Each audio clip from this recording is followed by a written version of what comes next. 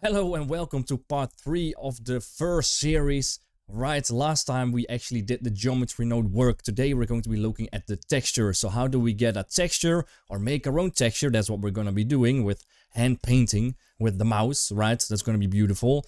And how do we transfer that from the initial emitter object, right, that cube that we added at the start, to our actual hair strands? Okay, so let's dive into that. Alright, so I think we're all set up to add some color. Right, so how do we do that? Well, we need a material for our hairs, of course.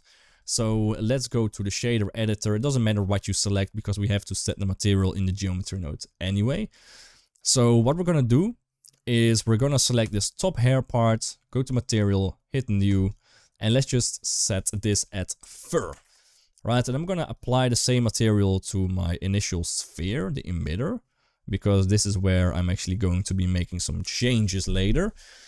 And we want to control the fur pattern with the actual pattern on this sphere, right? Because we can't really do any texture painting or vertex painting on the hairs. We need to do it in the initial sphere, right? The initial emitter. So we are going to be using that emitter to actually draw on the texture that we want to have on this fur. All right, so how do we do that? Well, we start off by actually creating a geometry node set that controls the material, right? So the way we do this is we're gonna make one system that can be used for all the hairs that we have. Okay, so to do this, we're gonna select only the top hair, for example. I'm going to hit home and we're going to go to the geometry node editor first and go to the modifier panel and let's add a blank new geometry node system. There we go. Right, so this is where we start off with a group inputs and a group outputs. Right, so how do we get the information out of this to actually store some materials on it, right? So how do we get colors onto the actual hairs? It isn't as simple as drawing stuff on your hairs. It doesn't work. So that is what we're gonna be working for, right? So let's say we drag this out a little bit because we need some information in between here. So first thing we need to do is pretty much capture the attribute of those curves. Alright, so Shift A and search for a capture attribute and just connect it in between. Right, at the end of this, we need to figure out what kind of curve belongs to what kind of place, what kind of spot on the initial emitter face, right? Because we're going to be coloring the face of this initial emitter. And we want to transfer the data of that face to the closest curve, right? If that makes sense. So that is what we're going to be trying to set up a little bit better, okay? So first things first, let's select our emitter now. And let's actually go to the shader editor and let's connect a texture. So select your principled, Ctrl T, and we have a new image texture, right? Just like that. So let's hit new and let's set this at 2048, 2K 2048. And let's name this fur, right? Color will be white. There we go. And I'm going to go to the image editor here and set it to fur. And I'm just going to save it right away. Right, so usually when you add a new texture, it doesn't save automatically. So you have to manually save it. So just image and save and you'll have it saved. And then every time you see a little star icon there appear at the top right, it means you have an outdated version and you need to save again. Right, so if I turn all of our hairs off and we go to a texture paint right now and set it to black, let's say in the solid view, you can now see that we are adding some textures and we're getting some new lines here on our cube. Well, it is a cube here in the viewport, but in real life, this is actually a sphere, of course. So that is pretty much what we have to do, right? So you can see that now there's a star icon. I have to save this again, right? Otherwise, our image texture will not be saved. Okay, so we can just turn on the symmetry here in the y-axis and draw in some kind of textures, right? Some kind of pattern there. And the reason why our UV map is a cube is because we had an initial cube that we subdivided, right? So the geometry is pretty much the same as the cube. The UVs pretty much match, but as long as it works, it works. Right? It doesn't seem like there's anything crazy going on. So we don't even have to really unwrap this. So let's just work with this instead. Alright, so let's create those patterns. Make sure that your symmetry is enabled. And let's just draw in some color. I'm gonna click the color button, eyedrop, and select something from the cat there. And let's just draw in some random textures. There we go. Doesn't matter, I'm going to use a smudge brush later to just smudge this all out a little bit. Maybe a bit of this light brown there on the sides. Beautiful. And I'm gonna have some small spots. And at the top as well, you know how it goes. Just be random with this. Because, well, we're not making an actual cat face anyway. It's just a sphere at the end of the day. And let's select another color, a little bit darker and grayer. And connect it in between here, perhaps. We're gonna be smudging this up. So I really don't care that much about what this looks like right now. Right, as you can probably tell. And I'm also not following the exact patterns here of the little kitty. So let's set this to a bit lighter and just draw in. That's too light. Maybe set the strength lower. Here we go.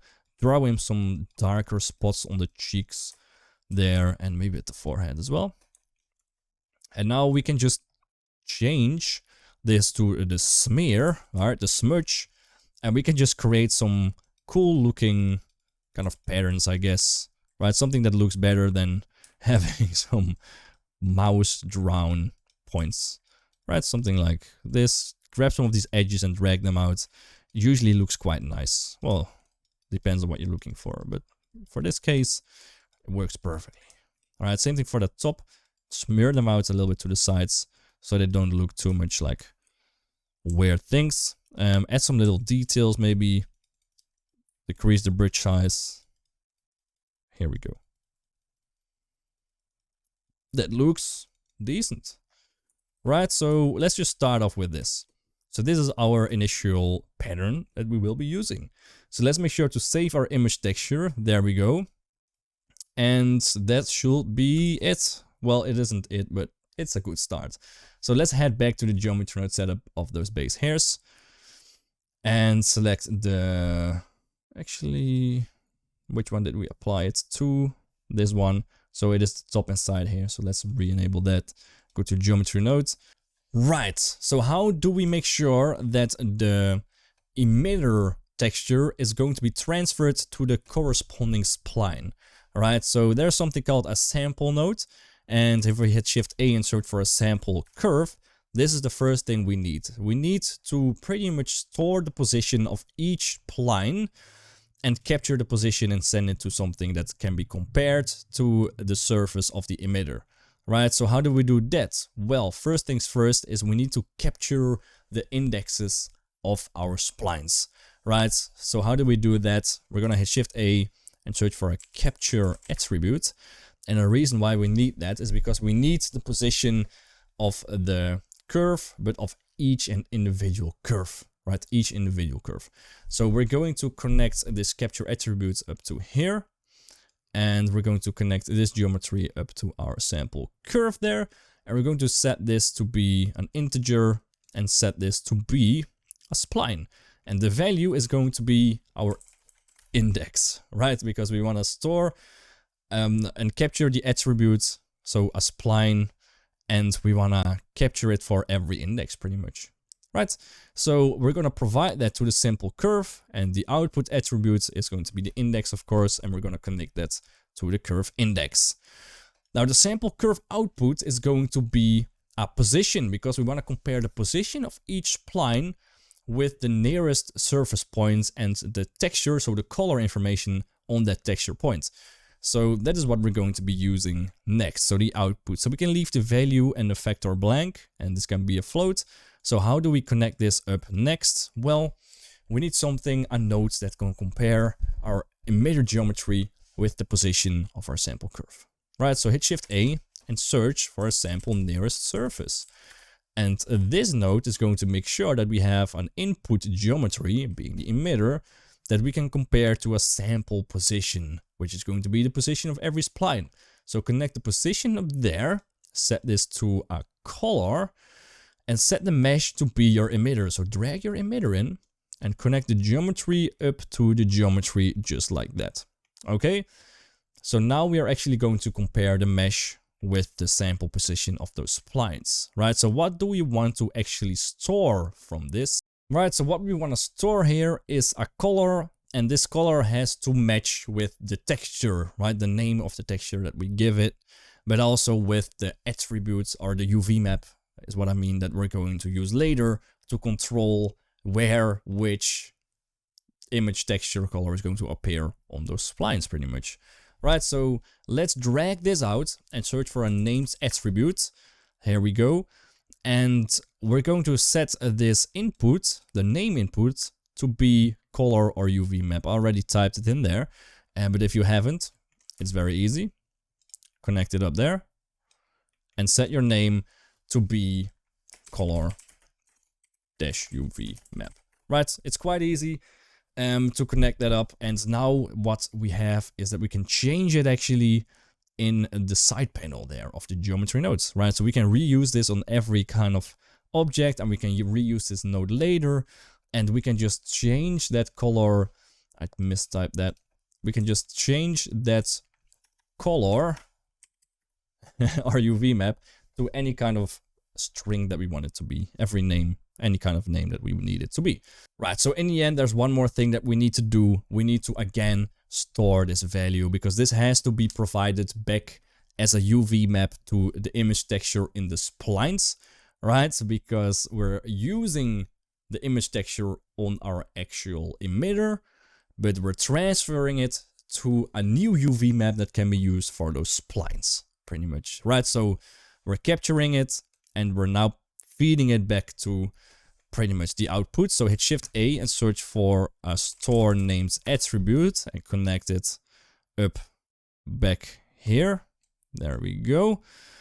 And now we can actually control the value, or just add the value to the value. Let's just set this to our color first. There we go, value in the value. All right, and the name is actually going to be the same as our color or UV map. Okay, so there's going to be one value that can be used to capture and store and provide the UV map to the new image texture. That's going to be the easiest way. Okay, so this looks quite all right as it is.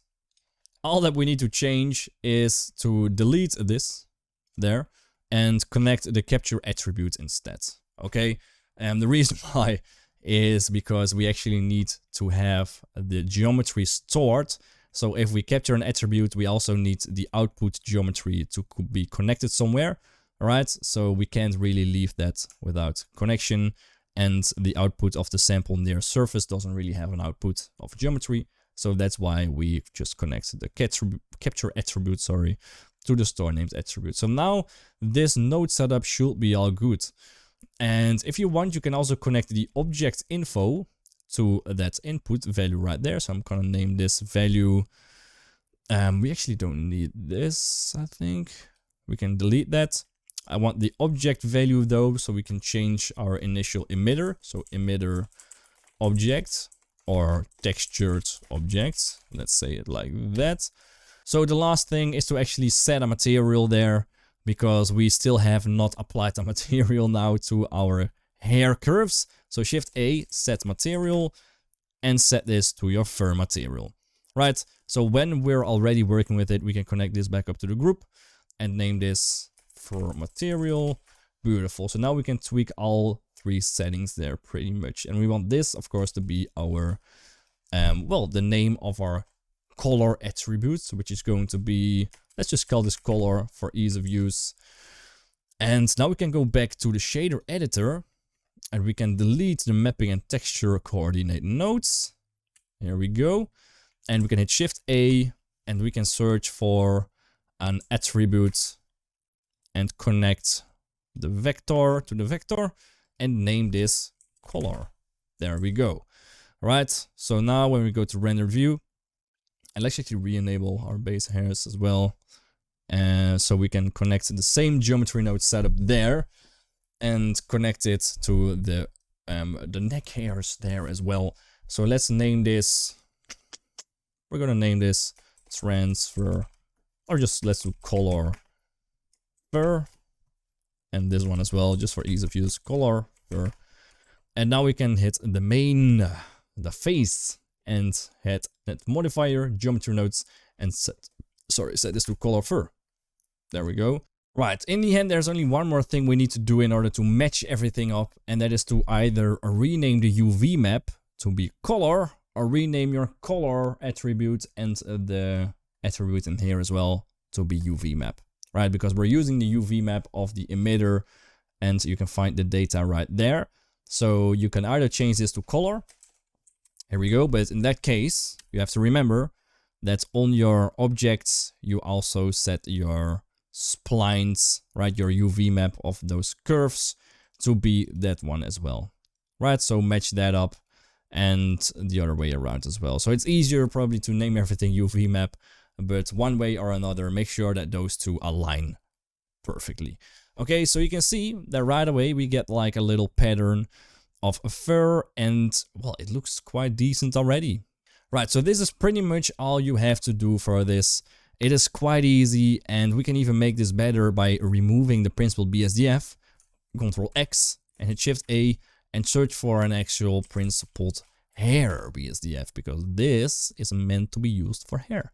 So connect that up, connect this up, and there we go. Now you're actually using a principled hair BSDF, and it looks a lot better as well. Right, so for this bottom values, or for the neck area, let's also just set the same material. And the easiest way to do that is just to reuse the geometry node we just made, right? So color fur, and set your color UV map to be color as well. Here we go, and make sure that we have color there too.